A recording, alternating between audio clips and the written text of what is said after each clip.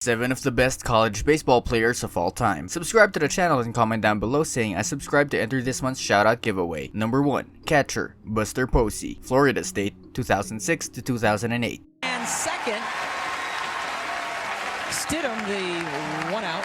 After spending his freshman year at shortstop, Posey became a superstar behind the plate over his final 2 seasons, winning National Player of the Year honors in 2008, when he put together one of the greatest individual seasons ever, .463, .566, .879, with 26 home runs, 21 doubles, and 93 RBIs. For good measure, he also notched 6 saves and a 1.17 ERA out of the FSU bullpen as the Seminoles made it to Omaha. Posey hit .346 or better in all 3 of his college seasons, with a .900 or better OPS each year, and that 1.445 OPS as a junior leaps off the page, especially for a catcher who moonlighted as a closer. The San Francisco Giants made him the 5th overall pick in the 2008 draft, and he went on to professional stardom as well. He's in his 11th year as the Giants catcher, and he has 3 World Series rings, 1 National League MVP, a Gold Glove, 4 Silver Sluggers, and 6 All-Star Game selections. Number 2.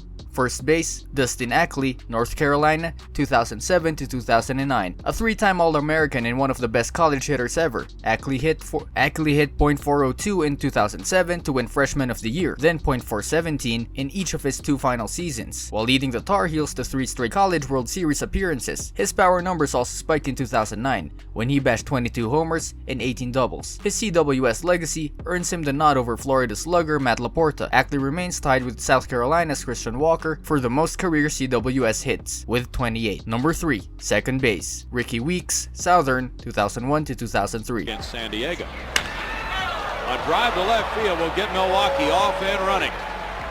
Weeks remains the all-time Division I batting champion, with a career average of .465 over the course of his 3 seasons, capped by a ridiculous .500, .619, .619, .987 junior year in 2003. He's also the Division I record holder for career slugging percentage, with .927. He also hit 50 career home runs and stole bases at the mind-bogglingly efficient clip, with 65 steals in 66 career attempts. Weeks' level of competition at Southern wasn't on the same caliber of some of the other players on the list, but he produced against everyone. His tools and production prompted the Milwaukee Brewers to make him the number 2 overall pick in 2003. He played 14 years in the big leagues and piled up more than 1,000 career hits, though his career average was .246. Number 4. Shortstop, Khalil Greene, Clemson, 1999 to 2002. Khalil Greene! Wow. Not just in local TV team coverage. And this game is tied! A 4-year stalwart for the Tigers, Greene's 2 best years were 2000, when he posted 1.002 OPS and 2002 with 1.429, and he helped lead Clemson to Omaha in both seasons. He took home the Golden Spikes Award and was the consensual National Player of the Year in 2002 after his absurd senior year, when he hit .470, .552,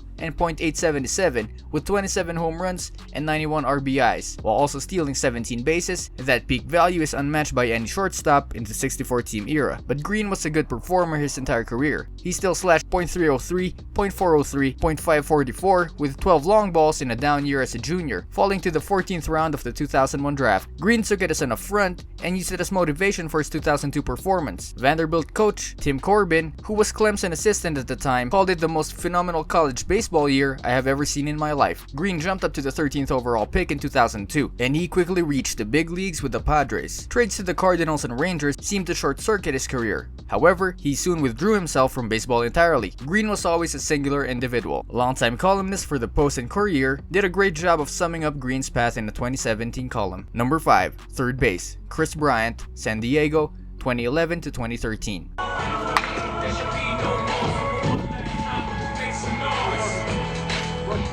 Third base is a loaded position. Bryant gets the nod, but you could make arguments for almost everyone in the honorable mention category. Bryant grew up in Las Vegas and competed with and against Bryce Harper as a youth player. He liked Harper's profile coming out of high school and was an 18th round pick in 2010 when Harper went number 1. So he headed to San Diego, where he became an immediate star as a high profile freshman. Bryant batted .365, .482, .59, .599 with 9 homers and 18 stolen bases, .366, .483, .671 with 14 homers as a sophomore. Bryant's junior season was one of the great individual seasons of the 21st century, and he batted .329, .493, .820 with 31 home runs, a record for the BBCOR bat standard. He won the Golden Spikes Award in 2013, and the Cubs made him the second overall pick in the draft. He was in the big leagues by 2015, and already has 120 career home runs. Number 6. Center field.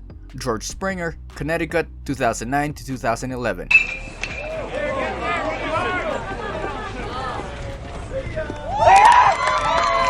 One of the best power speed threats of his era, Springer matched 46 homers and stole 76 bases in 88 attempts during his brilliant 3-year college career at UConn. A late round pick in the 2008 draft, Springer passed on pro ball, went to college, and helped elevate the UConn program. The Huskies ended the 16-year postseason drought in 2010 and then made a super regional in 2011. The Astros made Springer the number 11 overall pick in 2011, and he went on to become a Major League All-Star in Houston. He got to the big leagues in 2014 and was the World Series MVP in 2017 when the Astros won the title. Number 7. Corner outfield. Seth Beer, Clemson, 2016 to 2018, and Preston Tucker, Florida, 2009 to 2012. Beer was an instant star upon enrolling a year early at Clemson, hitting .369, .535, .700 with 1.235 OPS, with 18 homers and 70 RBIs as a freshman in 2016. That proved to be his best season, but he followed up with 2 more years of big-time power production, posting a 1.084 OPS as a sophomore and 1.089 as a junior, while finishing his 3-year career with 56 home runs and 177 RBIs. The Astros made him a first-round pick last year, and he already has 25 home runs in the minor leagues. Tucker provided 4 years of very good production for Florida, and he was a key part of 3 straight Omaha teams from 2010 to 2012. He never earned first-team All-America honors, but he was a rock-solid star his entire career, finishing with a career line of .329, .412, .576, 57 home runs, 258 RBIs, and a 127-107 BBK mark. He gets bonus points for those 3 CWS appearances, though Florida didn't break through and win a title until 2017. The Astros made Tucker a 7th-round pick in 2012, and he reached the big leagues by 2015. He never established himself as an everyday player, however, and bounced to the Braves, Reds, and White Sox organizations. The White Sox released him in May. This brings us to the end of our video. I hope you enjoyed it. Hit like if you did, and don't forget to subscribe to our channel so that you don't miss any of our videos in the future. Also, watch the 2 videos that are on your screen because I'm sure you'll love them.